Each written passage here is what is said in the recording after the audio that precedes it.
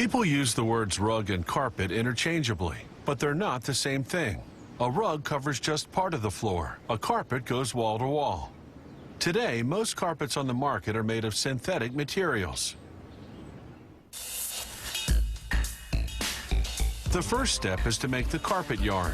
They start by feeding bales of nylon or polyester fiber into the opening and blending machine.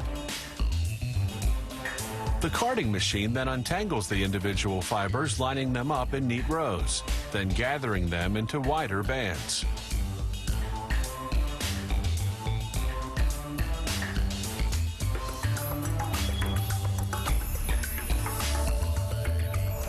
The bands go into cans.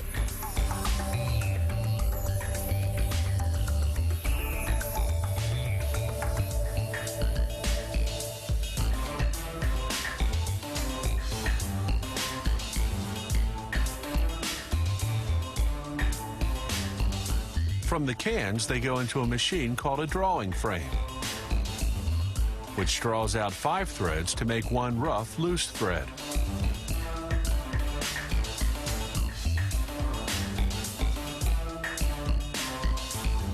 That thread goes onto spools. Then they twist threads from 2 spools to make a stronger and thicker thread.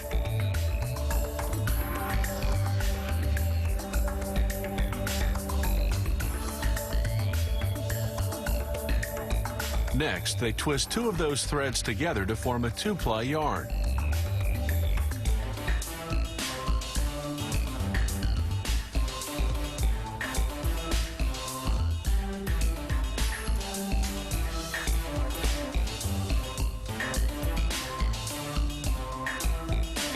To ensure the 2 plies don't untwist, the yarn goes through a heat-setting machine at almost 270 degrees Fahrenheit. The continuous heat permanently sets it, much the way a curling iron sets hair. After 45 seconds of heat setting, the yarn is rewound on spools.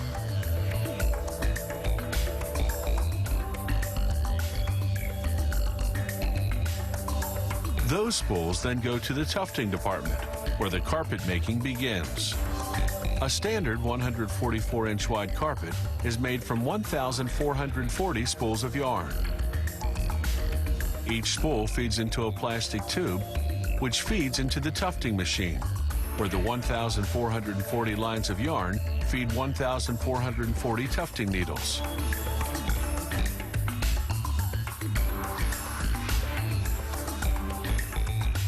The needles stitch the yarn into a canvas backing made of polypropylene. With slow motion, you can see the yarn being hooked on the canvas, then cut underneath into carpet pile. Up to 12 needles work each inch of canvas. The result is a pile carpet in the standard 12-foot width. Next, they dye it. For multicolored carpets, they use a machine called a chromajet.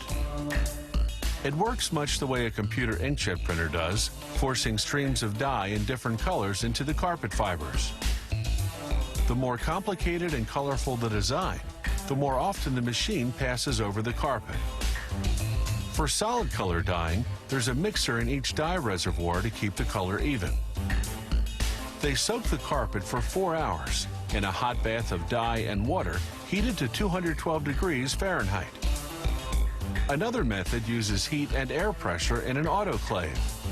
What the bath method does in 4 hours, this method does in just 30 minutes, and with more carpets at a time. Once the dyeing is finished, they apply a water-based glue to a polypropylene backing. Then put the backing over the original canvas backing, locking the carpet fibers in place. Then it's onto what's called the marriage roll, a roller press that marries the 2 backings together. After a quick run through an oven to make the water and the glue evaporate, they cut the finished carpet into rolls. A standard roll is 100 feet long.